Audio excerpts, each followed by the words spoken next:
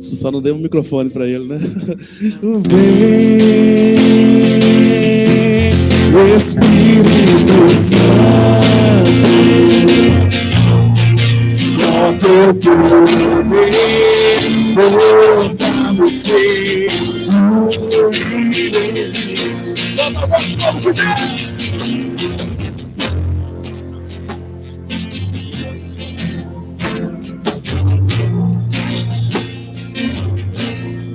Com teu poder, toda você fluir em mim.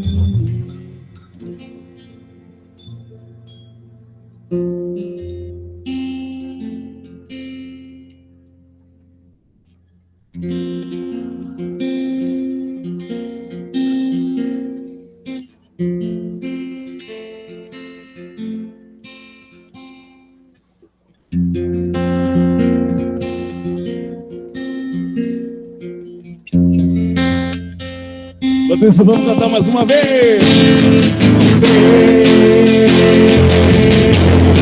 Espírito Santo, você vem.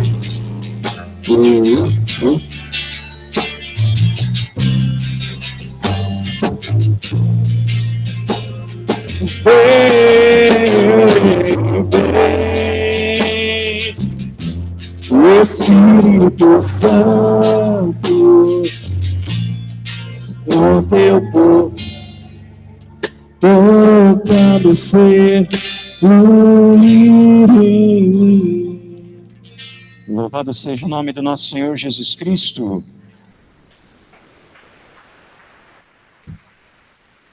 Queria convidar você a rezar comigo, repita depois de mim. Imaculada do Espírito Santo, pelo poder que o eterno Pai te deu, sobre os anjos e arcanjos, enviai fileira de anjos, com o chefe São Miguel Arcanjo,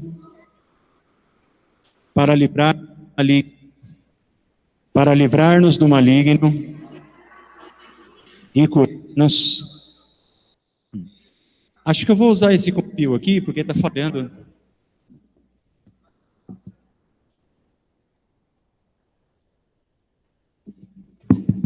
Pronto, acho que esse não falha. É melhor. O que você acha? Pronto, então vamos tentar esse aqui. Podemos sentar, por favor, muito obrigado. Isto. Olha só, vocês sabem que quando a gente recebe o chamado de Deus para que a gente possa anunciar o Evangelho, para ser pregador, é muito importante que a gente estude, né? Então, por exemplo, nós, os diáconos, os padres, fazemos filosofia, teologia, né? Todo mundo estuda a Bíblia, mas olha, eu tenho uma especialização em Bíblia que sempre ajuda nesses momentos, que são os momentos que, depois do almoço, aquele demônio do sono tem que tomar conta da gente. Então, eu ganhei o último campeonato de arremessamento de Bíblia. Então, quer dizer que se você dormir, a palavra de Deus vai te encontrar. Tá bom? Porque ainda que você esteja dormindo escondido atrás de alguém, eu consigo atacar a Bíblia e ela pegar na sua cabeça e você vai cair no repouso eterno, não vai ser no repouso do Espírito. Tá bom? Então, diga para quem está ao seu lado, não dorme, porque senão você vai acordar na eternidade. Isso. Lá na comunidade nós temos um retiro para jovens chamado Talitha Kum. Tem alguns jovens aqui que já fizeram esse retiro. E lá no Talitha Kum nós temos um código entre a gente, que é para ver se está todo mundo acordado. Todas as vezes que eu falar assim, ó, tá ligado, você vai bater uma palma. Tá legal? Quantas palmas? Calma, não falei ainda. Por que você está batendo palma? Espera um pouco, tá bom? Vamos lá. Tá ligado? Ixi, tem um monte de gente dormindo. Aí é o seguinte, olha, levante a sua mão direita comigo e faça essa oração. Senhor Jesus, Abençoa a minha mão, para que ela seja um instrumento de unção na vida do meu irmão. Se o teu irmão não bater uma palminha, você está autorizado com essa mão abençoada a dar um beliscãozinho para ele acordar. Tá bom? E quem bater palma fora do ritmo é porque estava dormindo também. Vai lá. Tá ligado?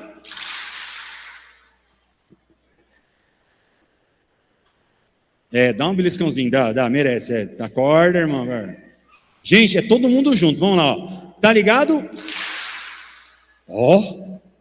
Agora quase. Só tinha 3 pessoas cochilando. Agora vai dar certo. Quer ver? Só vai lá. Calma. Tá ligado?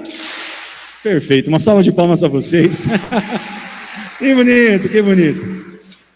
Nesse momento, meus irmãos, nós vamos pegar a palavra de Efésios, que está no capítulo 1. Nós estávamos no versículo 7. A gente vai dar 3 passinhos para trás e nós vamos ler, que é o tema da nossa pregação, Efésios capítulo 1, versículo 4. Efésios 1, 4. Pegue aí na sua Bíblia. Essa pregação vai ser um pouquinho mais curta, porque depois nós vamos invocar a potência do Espírito Santo e pedir o batismo no Espírito Santo. Quem deseja, diga eu quero. Graças a Deus, tem 4 pessoas que querem, então nós vamos rezar. Tá bom? Quem quer, diga eu quero. Eu tenho que tomar cuidado para não levantar esse braço, porque eu estou com um problema no ombro. A velhice vai chegando, gente, assim mesmo. Vamos lá, olha, Efésios 1, versículo 4, nós lemos: nele, ou seja, no Senhor, nos escolheu antes da fundação do mundo para sermos santos e irrepreensíveis diante dele no amor. Mais uma vez, nele nos escolheu antes da fundação do mundo para sermos santos e irrepreensíveis diante dele no amor. Palavra do Senhor. Vamos aplaudir a palavra de Deus.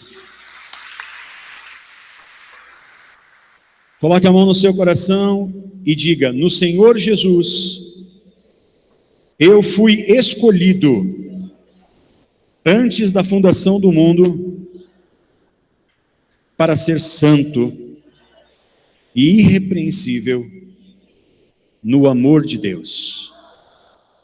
Meus irmãos, minhas irmãs, no primeiro momento, nós juntos refletimos sobre o pecado, sobre como o pecado age em nós, e agora você não pode dizer que você não foi avisado. Você sabe que o mal está tentando destruir a sua imagem porque você é um filho amado de Deus. Por isso, o Senhor nos conduziu a nós entregarmos nas mãos dele aquilo que nós somos. Nós tivemos a graça de ter aqui no altar Jesus Eucarístico, a quem nós pudemos ofertar as nossas vidas, ofertar a nossa imagem.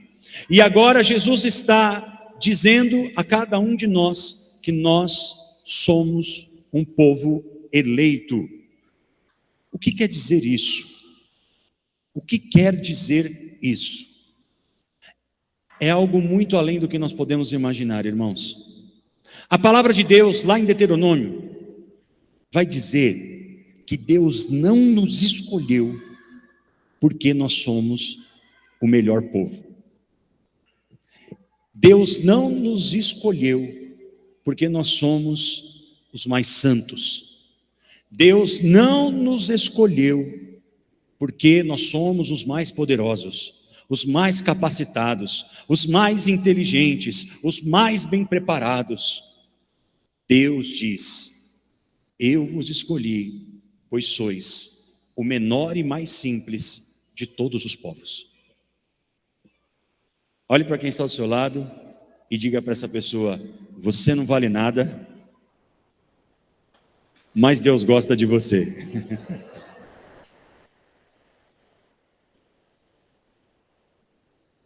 Ei, presta atenção. Sabe por que Deus te escolheu? Ele te escolheu não somente apesar das suas misérias, Ele te escolheu exatamente por conta das suas misérias. Ele te escolheu exatamente porque você, que se sente uma pessoa incapacitada, que tem síndrome de inferioridade. Deixa eu curar a tua síndrome de inferioridade. Você é inferior mesmo. E pronto, se convença disso. Você é fraco mesmo. Você é simples mesmo. Você tem pouca inteligência mesmo. A começar de mim, a começar de cada um de nós. É por isso que Deus nos escolheu. Nós estamos aqui no ambiente de escola, e ambiente de escola mexe muito comigo. Porque eu não gostava muito de escola. Quer dizer, eu gostava, mais ou menos. Eu não gostava das aulas, mas eu gostava da escola, porque era onde eu aprontava muito. E digamos, eu fui uma criança... Hoje em dia, eu seria diagnosticado com... Como é que chama hoje em dia? TDAH não, TDAH é muito pouco para mim naquela época. Hiperatividade, uma criança com hiperatividade. Eu passaria na psicopedagoga. Naquela época me chamavam de diabo mesmo, de capeta, de qualquer coisa desse tipo. Para vocês terem uma ideia mais ou menos do que é a minha história, eu fui expulso de 5 escolas. Eita, né? A primeira escola que eu fui expulso, gente, foi no maternal. Eu tinha 4 anos de idade. Eu fui expulso da primeira escola, né? A minha mãezinha faleceu agora em dezembro, dia 3 de dezembro. A minha mãe fez a sua Páscoa para a eternidade. E era uma santa mulher, né? Para ter um filho desse, era santa, né? Para aguentar uma criança desse tipo. Mas graças a Deus ela teve a alegria de perceber que eu endireitei na vida, né? Ela graças a Deus estava na minha ordenação diaconal. Foi uma mulher de fibra, forte, corajosa, que combateu o bom combate. Mas eu fui uma criança bem peralta. A minha madrinha de batismo, ela era professora. E no final da sua carreira de profissão, ela prestou concurso e ela foi trabalhar na delegacia de ensino. E até muito pouco tempo atrás, ainda agora que ela se aposentou por definitivo, tá gozando aí a sua idade mais madura, descansando um pouco da vida e tudo mais. Mas até pouco tempo atrás ela estava na delegacia de ensino e ela encontrava algumas das minhas professoras, que sabiam que ela era a minha madrinha, né? Aliás, um parêntese só. Eu não sei se vocês perceberam que eu sou careca. Devem ter percebido, sim, né? Falaram, inclusive, que eu pareço com um rapaz aí, que é da coordenação da renovação. O rapaz deve ser muito bonito, aliás. Eu não sou careca por acaso, eu sou careca por causa da praga de uma professora. É verdade, eu estou falando a verdade. Eu estava mais ou menos, eu acho que era na 5ª série, e aí eu estava na sala de aula e arrumei uma confusão com um amiguinho meu, e nós dois começamos a rolar um em cima do outro na sala brigando, e era cadeira que voava, isso, aquilo, outro.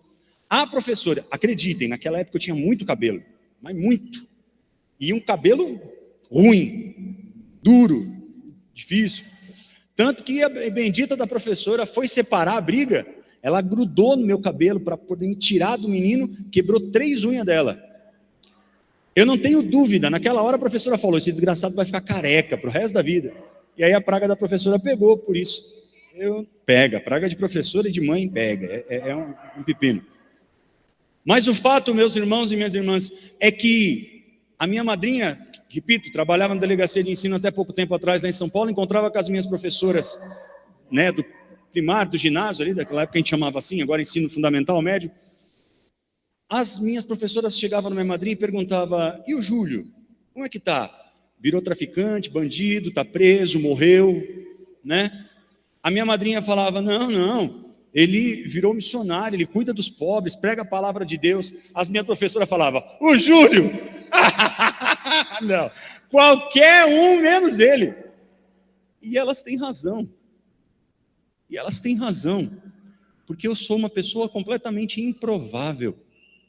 Satanás sabia desde que eu era pequeno que um dia eu seria uma pessoa que saquearia o inferno.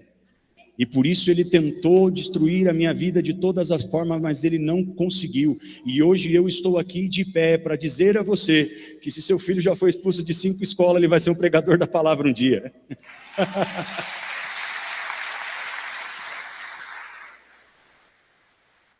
Meus irmãos e minhas irmãs, presta atenção no que eu vou dizer agora, porque se você esquecer tudo o que eu disse e ficar só com o que eu vou dizer agora, para mim já foi suficiente ter vindo para esse lugar. Deus escolheu você para usar você a ponto de que as pessoas que te conhecem não acreditem que seja você que está fazendo e só podem acreditar que é Deus que está fazendo através de você.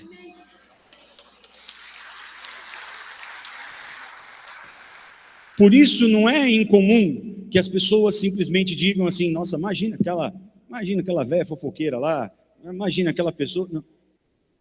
Nós somos pessoas que não têm muito crédito mesmo. Mas meu irmão, minha irmã, deixa eu dizer uma coisa a você. A palavra de Deus está dizendo que nos escolheu o Senhor, e foi o Senhor que escolheu. E é por isso que quando o Espírito do Senhor age em nós e age através de nós, as pessoas podem ter certeza que é Deus quem está realizando, e por isso darão glórias a Deus e não a nós. A Ele seja dada toda a glória e não a nós. A Ele seja dada toda a vitória e não a nós. A Ele seja dado todo o crédito e não a nós. Olha, eu de verdade tenho a certeza que a pregação da palavra que eu fiz teve um efeito verdadeiro no coração das pessoas, quando ao final da pregação, ninguém vem falar comigo. Não estou dando recado, não. Se depois da pregação você quiser vir falar comigo, pedir uma oração, pedir que eu abençoe um objeto seu, eu sou diácono, eu só sirvo para isso. As pessoas falam: você pode fazer isso? Eu falo: claro que eu posso. Se alguém pode, sou eu, né? Não é por mérito, foi a igreja que me deu esse dom. Eu não tenho problema, se quiser tirar uma foto, se você quiser uma oração, nós somos de vocês, nós somos para vocês, nós somos ordenados na igreja para servir vocês. A gente não serve para mais nada se não servir para isso. Não é disso que eu estou dizendo, mas para mim é muito mais importante que ao final dessa pregação nós juntos possamos nos embebedar do Espírito Santo, a ponto de que nós aqui não sejamos mais um povo, um pregador ou um ministério. Nós seremos um, como o Pai quis que fôssemos um, para adorá-lo em espírito e em verdade. Esta é a glória de Deus. Esta é a glória de Deus. Ah, Júlio, mas você não me conhece. Não conheço mesmo. Não conheço ninguém de vocês. O que eu conheço mais aqui é o Rafael, meu irmão de comunidade, que está vindo junto com a gente. Ainda conheço meia boca, né? Porque só faz poucos anos que a gente se conhece. Não conheço tanto assim, mas a maioria de vocês eu não conheço, nunca vi. É por isso que eu posso afirmar, com toda a tranquilidade do meu coração, que o Senhor colocou sobre você uma eleição que tem endereço. Uma eleição que tem endereço. O que isso significa? Significa que Deus deu a você um dom que Ele não deu para ninguém. Significa que Deus chamou você para levar a sua palavra no lugar que você somente pode levar. Que Deus escolheu para algumas pessoas o conhecerem, você. Não sou eu que vai lá anunciar, é você. Não é o diácono, não é o ministério, é você. Talvez seja aquela pessoa que trabalha com você do seu lado, talvez uma pessoa que você vai encontrar no ônibus enquanto você está indo fazer alguma coisa, é você. Mas Júlio, como Deus pode escolher uma encrenca desse tamanho como eu? Eu também não sei, porque Ele me escolheu e até hoje eu não entendi. Eu só obedeço a voz dEle. Ele fala para mim: vai, e eu vou. Ele fala para mim: vem, e eu venho. Olha, acredita em mim. Eu não liguei para o diácono Naldo e falei para ele: viu, posso pregar aí no encontro? Eles que entraram em contato falando: você pode vir? Eu falei: mas claro que eu vou. Fiquei todo feliz, fiquei pulando que nem um carneirinho. Porque para mim anunciar a palavra de Deus é a maior alegria do meu coração, da minha vida, é falar de Jesus. Esse homem por quem eu sou completamente apaixonado, porque Ele mudou a minha vida. Porque Ele usou de misericórdia na minha mais profunda miséria. Falar dele, para mim, é motivo de vida ou de morte. E eu o anuncio aonde eu puder e como eu puder. Então, meu irmão, minha irmã, eu queria brevemente, repito, quero pregar menos do que eu tinha pensado, ou menos do que me foi oferecido de tempo, até porque, de fato, depois do almoço, nesse calor, mas nem a Bíblia na sua cabeça vai fazer você acordar. O que vai fazer você acordar é você, de fato, fazer uma experiência com a pessoa do Espírito Santo. E por isso eu queria fazer um percurso bíblico com você. Você não vai precisar pegar cada uma das palavras que eu falar, mas é só para que você entenda como a Sagrada Escritura nos conduz. E eu vou escolher, e eu escolhi aqui, de forma proposital, um personagem bíblico, um homem,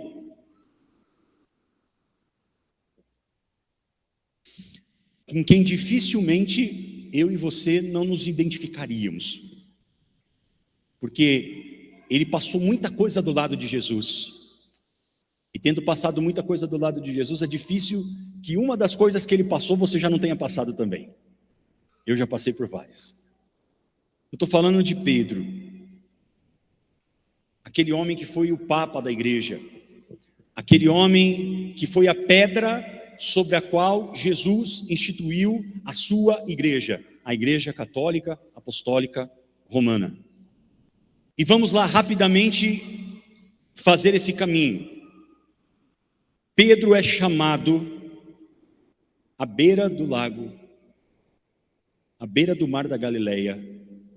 Ele é chamado por Jesus, depois de fracassar na sua pesca, depois de fracassar naquilo que ele era de melhor. Ele faz uma experiência com Jesus, e Jesus o chama para ser pescador de homens.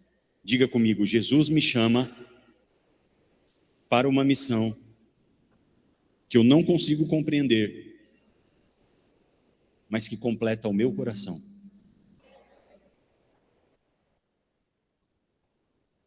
E é interessante porque quando a manifestação de Jesus acontece na vida de Pedro, ele cai de joelhos e diz para Jesus: afasta-te de mim, porque eu sou um pecador. Diga: quando eu reconheço aquilo que eu sou, Deus pode ser na minha vida aquilo que Ele é. Meus irmãos, este é um grande segredo da vida espiritual. Quanto mais eu reconheço quem eu sou, mais eu reconheço quem Deus é. Algum tempo atrás, já faz um bom tempo, quem está comigo diga amém. Tá ligado? Pode dar um beliscão, hein? Está dormindo quem está do seu lado. Dá um beliscãozinho nele aí, com a mão da unção. Dá um beliscãozinho. Meu Deus. Tá ligado? Isso. Ixi, até caiu no repouso isso daí, ó. Uns tempos atrás eu estava na capela lá, piedoso, adorando Jesus, de mãozinhas postas, cabecinha de lado, dizendo o quanto eu amava Jesus. E eu falei para Jesus assim: Senhor, fala comigo, o que o Senhor quer? Quero te dar qualquer coisa, Jesus. Me pede, Jesus, pede. Pede que eu dou. Estava pensando que Jesus ia falar: anda descalço até a Aparecida, sei lá, qualquer coisa do tipo assim. E Jesus virou para mim e falou: eu quero você. Aí eu falei: tá fácil, né, Jesus? Fácil, né? Porque eu já sou missionário, já sou, né? Eu já dei minha vida para o Senhor, tá tudo certo, Jesus. Tá?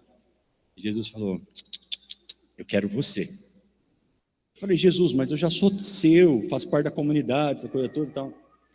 E Jesus falou para mim: eu quero você. Aí eu fui obrigado a lembrar Jesus de algumas coisas, porque eu achei que Jesus estava com Alzheimer. E aí eu falei para ele: Jesus, então vamos lá. Quando eu tinha 8 anos de idade, eu fui para a Igreja Católica Apostólica Romana, fiz a minha catequese, entrei para o grupo de coroinhas, depois fui para a Pastoral dos Adolescentes, aí eu fui para a Crisma e fui na Pastoral da Juventude, e também era acólito na paróquia, aí eu comecei no Ministério de Música, fui batizado no Espírito Santo por 13 anos de idade, comecei a tocar no grupo de oração, fundei o meu primeiro Ministério de Música, tocava em todos os lugares, em Barzinho de Jesus, em tudo quanto que era canto, anunciava o teu Evangelho, entrei na Renovação Carismática, fiz parte do Núcleo Nacional da Renovação Carismática, dei meu currículo para Jesus de fora a fora e falei, agora eu estou aqui na Aliança de Misericórdia, dei minha vida toda para o Senhor, a minha família, a minha esposa, a minha filha, estamos todos aqui, Jesus, então eu sou o teu. E Jesus virou e disse, eu quero você. Aí eu falei, tá bom, Jesus, então me diz e me explica, porque eu acho que eu não estou entendendo e eu reconheço a minha limitação. Eu não consigo te entender. Repita comigo, quando eu reconheço quem eu sou, Jesus pode ser quem Ele é na minha vida. E aí Jesus me explicou, e Ele me disse, estende as tuas mãos. Eu estendi minhas 2 mãos no sacrário. Estende as suas mãos aí também, estende, isso. E Jesus me disse, olha para as tuas mãos. E Jesus me perguntou, e eu pergunto para você, o que você tem nas tuas mãos?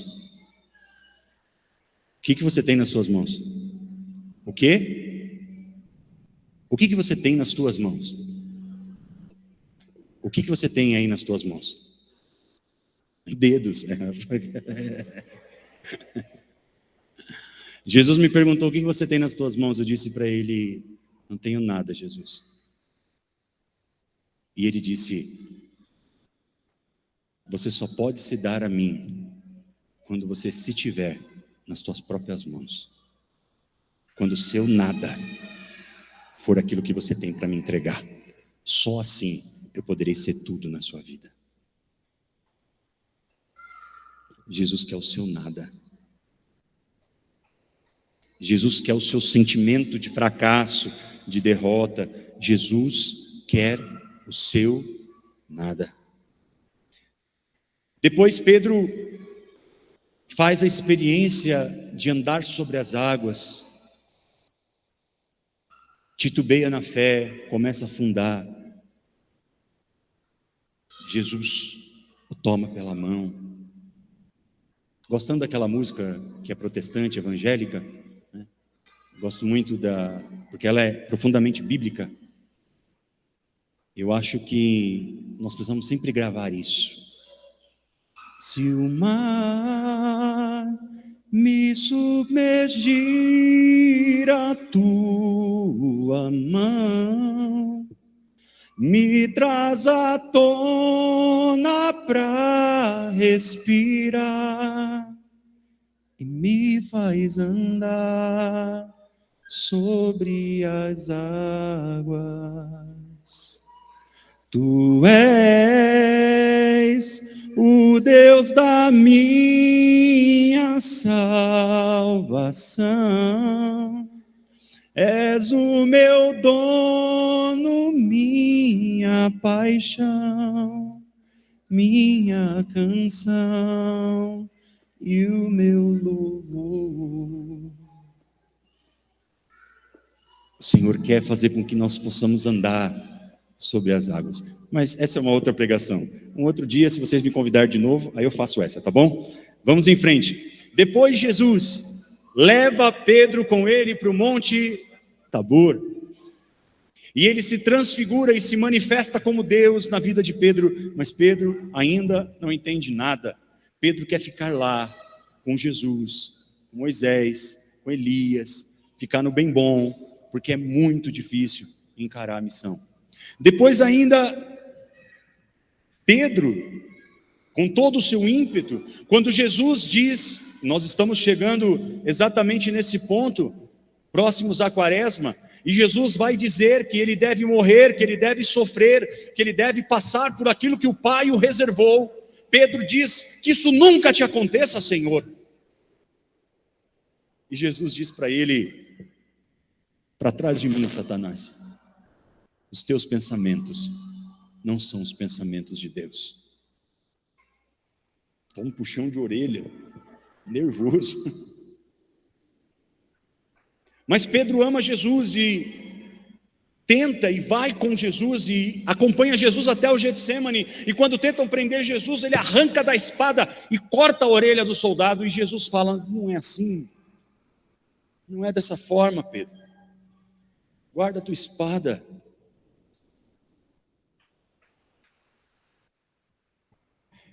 E aí acontece um fato que começa a mudar o rumo das coisas. Pedro nega Jesus. Você concorda comigo que talvez esse foi o fundo do poço? Sim ou não?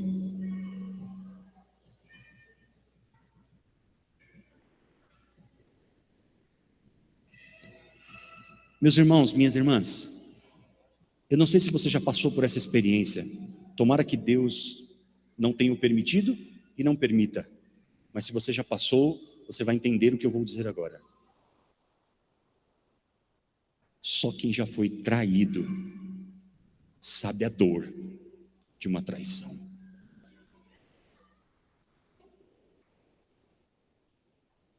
É uma dor irreparável. É uma dor na alma. Até porque, quando a gente é traído por alguém que, digamos assim, tanto faz. Quando você é traído por um amigo de trabalho que de repente está te traindo só porque quer um cargo numa empresa e ganhar um pouco mais de dinheiro, aquilo de vez em quando pode nos deixar bravo, nos abalar, fazer alguma coisa, mas vida que segue. Agora, quando você é traído pelo seu melhor amigo, quando você é traído pela sua família, quando você é traído pelo seu cônjuge, quando você é traído pelo seu filho, quando você é traído por alguém que divide a mesa com você, a dor é uma dor na alma, como se arrancasse um pedaço da alma. Por isso que a negação de Pedro é o limite, é o fundo do poço. Mas deixa eu te dizer, é no fundo do poço aonde o Senhor nos encontra.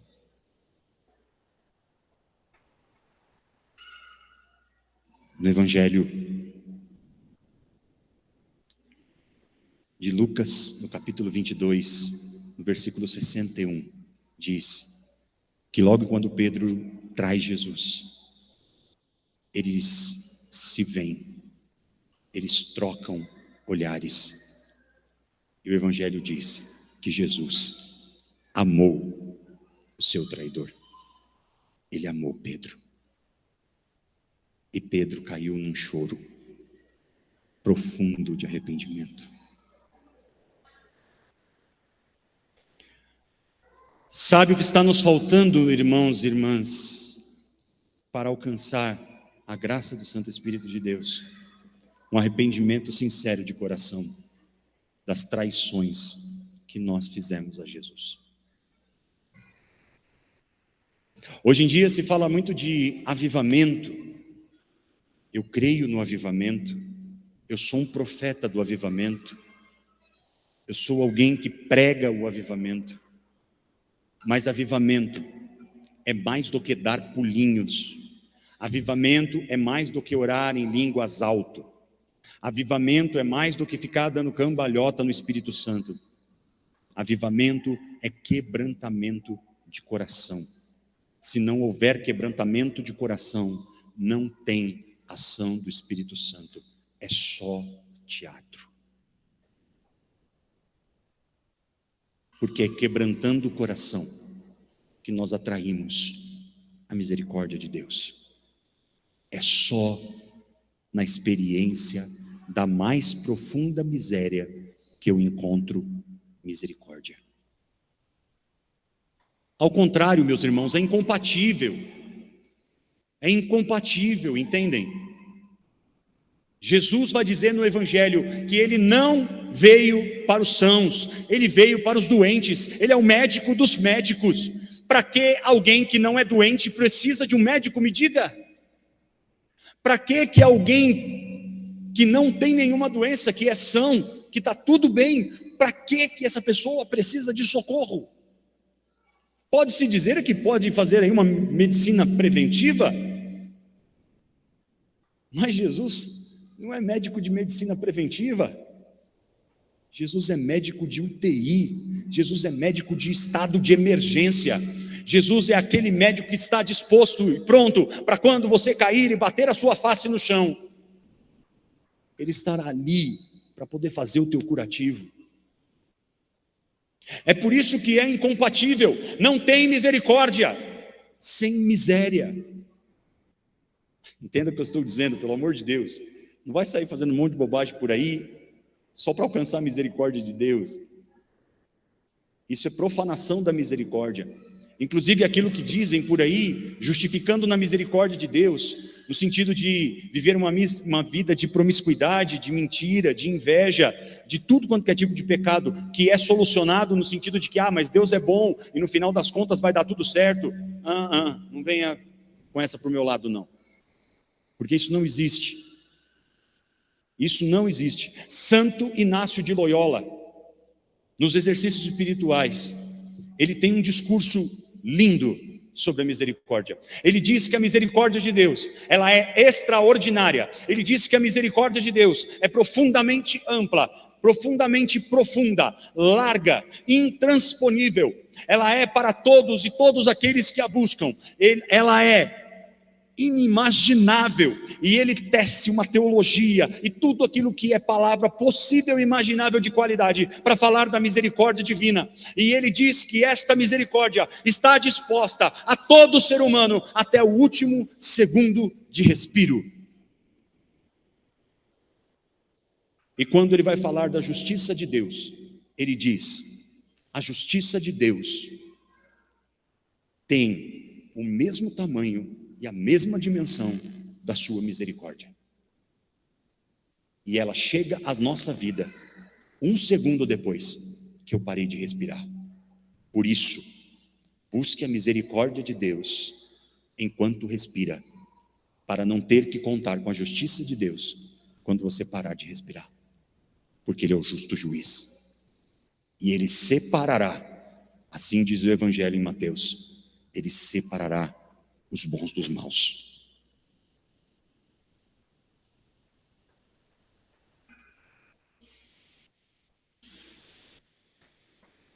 É incrível porque Pedro se arrepende, tendo olhado para Jesus, só que o arrependimento mói o coração de Pedro, e mesmo tendo experimentado o olhar de Jesus, Pedro confuso, quando Jesus ainda não tinha ressuscitado,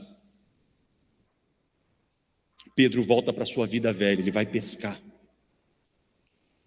E é muito interessante porque o Evangelho, lá em São João, no capítulo 21, diz que nesse momento, quando Pedro vai pescar, os outros discípulos dizem: nós vamos também. Diga assim comigo e bata no seu peito: eu. Diga o seu nome, 1, 2, 3. Diga: eu, quando volto atrás, por conta do meu testemunho cristão, posso levar comigo muitas outras pessoas.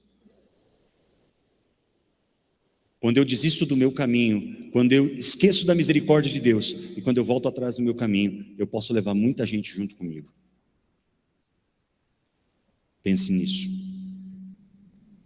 Por fim, meus irmãos, Pedro se encontra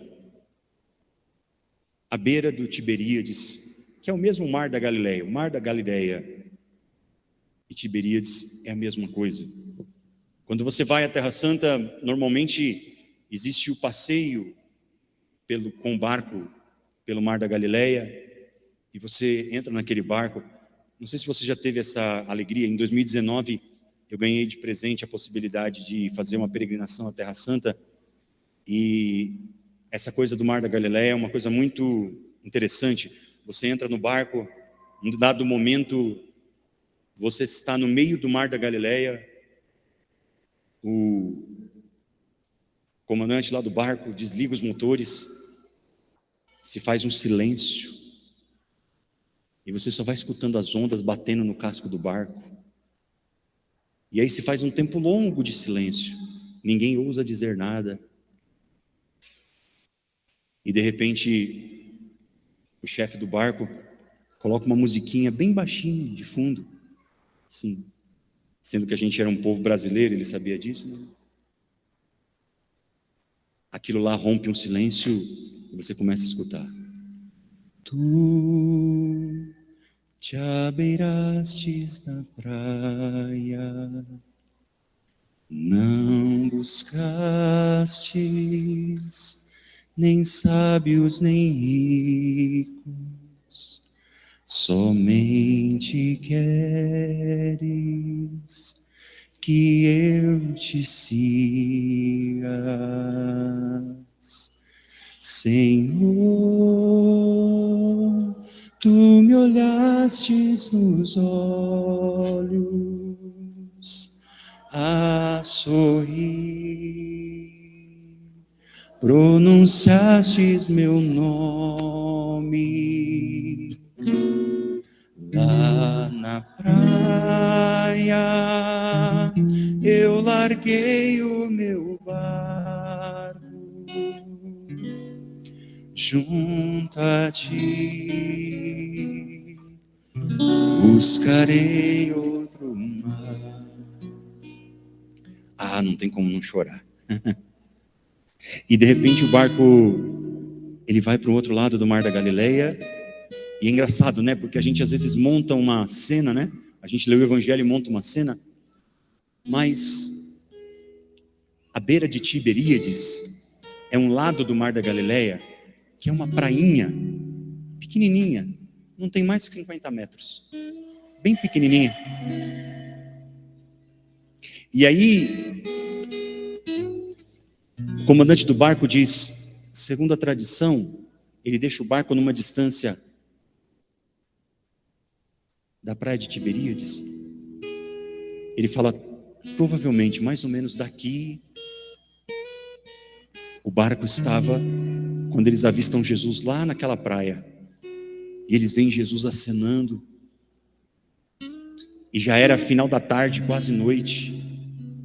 O vento soprava num sentido contrário, que colaborava com isso, a ponto de eles ouvirem Jesus perguntando se eles tinham pego alguma coisa, e pedindo que eles lançassem a rede do outro lado.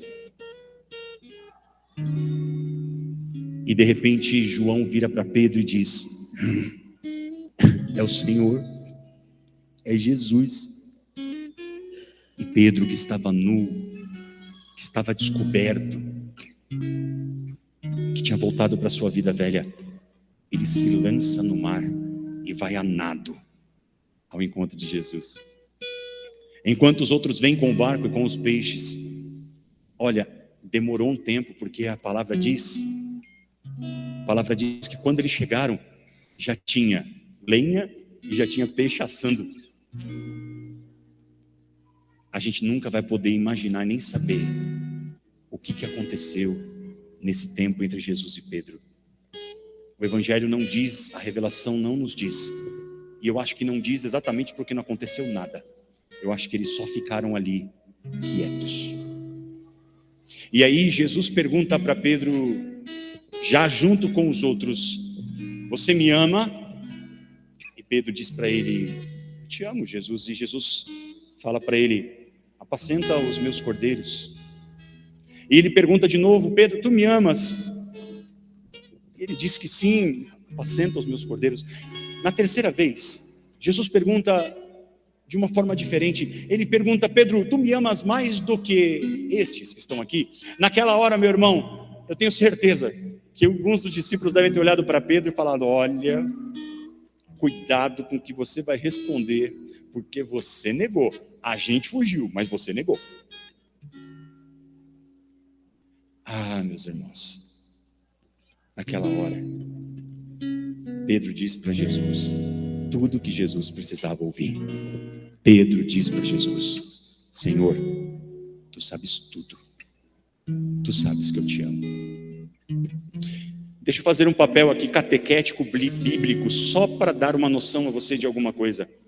Há correntes teológicas bíblicas que dizem que Pedro diz 3 vezes para Jesus que o ama, para corrigir as 3 vezes que ele nega.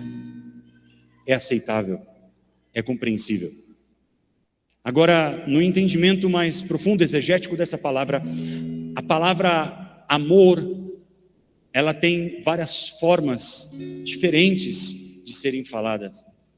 É como se Jesus perguntasse: Pedro, você me ama mais do que tudo nesse mundo? Ou seja, você me ama, agapeme, em grego vai dizer, você me ama de ágape, como... E Jesus fala para ele: Senhor, eu te amo, mas não assim, eu te amo como um amigo.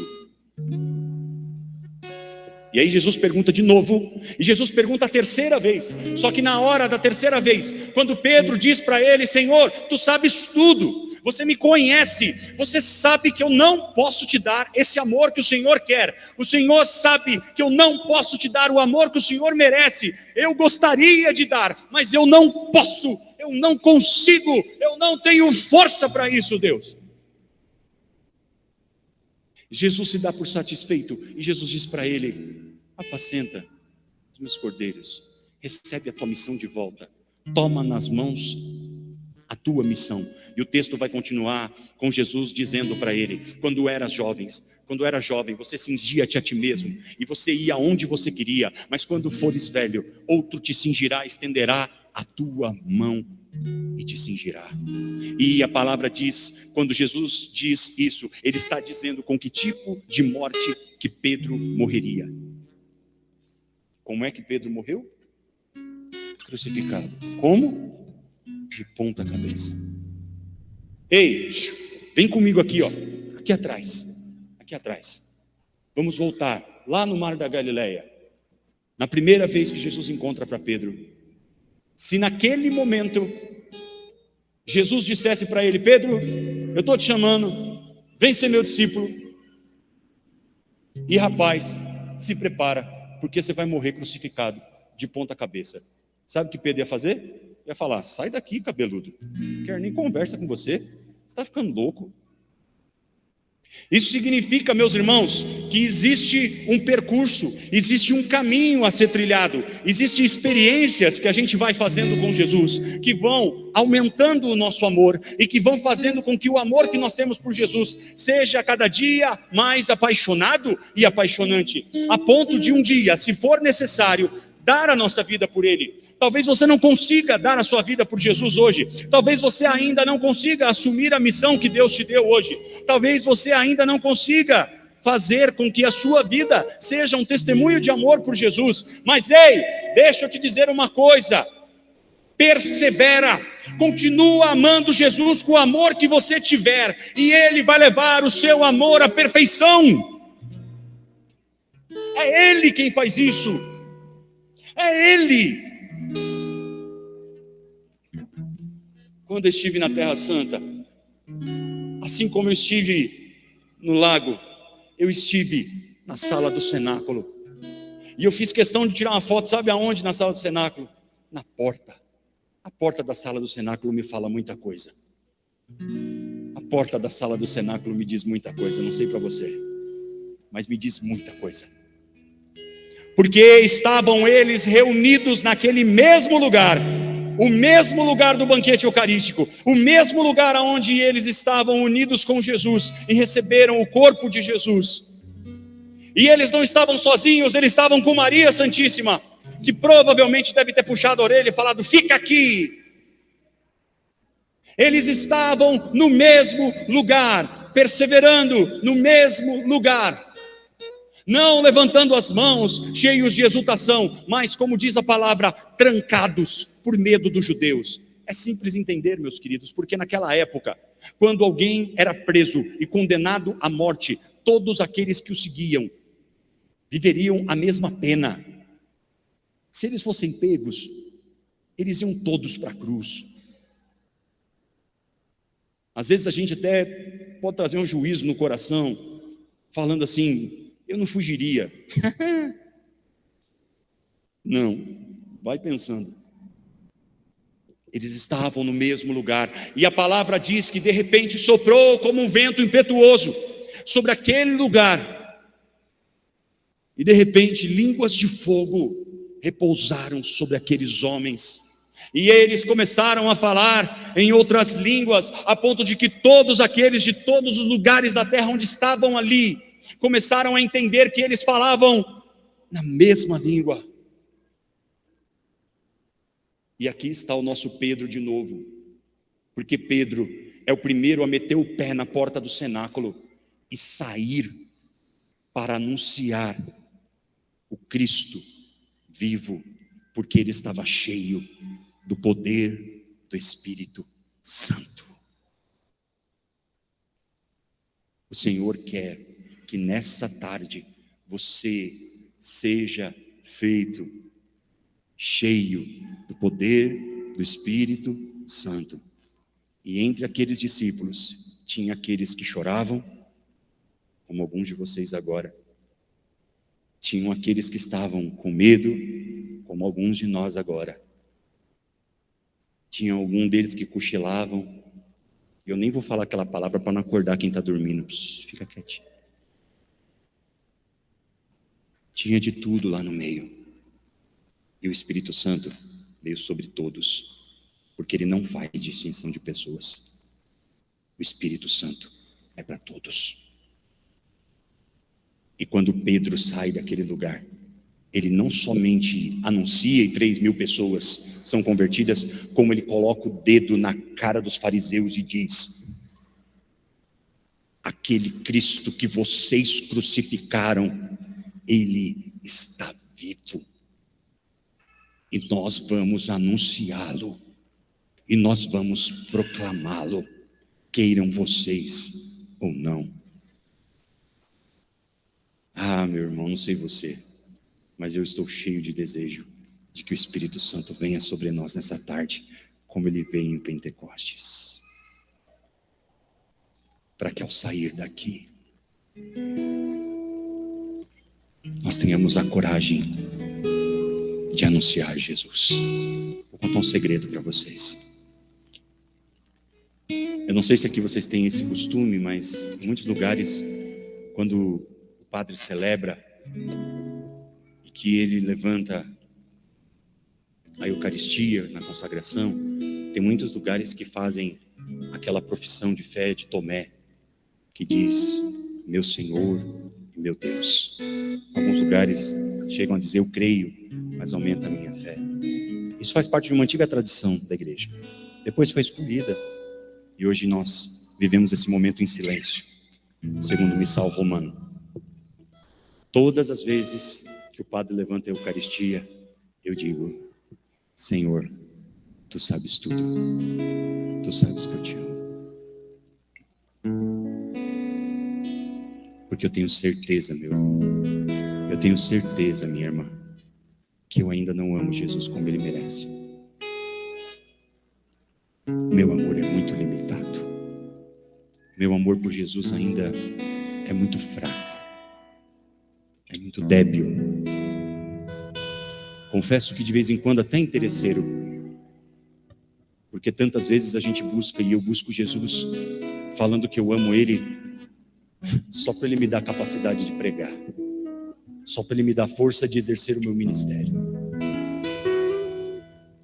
O meu amor por Jesus ainda é muito frágil, porque em muitos momentos ainda eu me desespero, em muitos momentos ainda eu encontro situações que eu acho que não tem saída.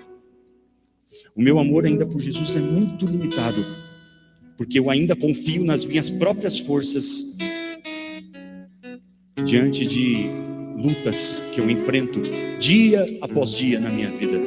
O meu amor por Jesus ainda é muito limitado, porque eu sou aquela pessoa especialista em fazer coisas e gastar o meu tempo com tanto trabalho, trabalhando para Jesus, é verdade, mas colocando as coisas de Deus às vezes à frente de Deus até mesmo. Eu sou como Pedro. Eu sou como Pedro, que é capaz de passar uma noite inteira pescando, mas não é capaz de vigiar por 1 hora no sofrimento de Jesus. É por isso que a cada Eucaristia eu rezo: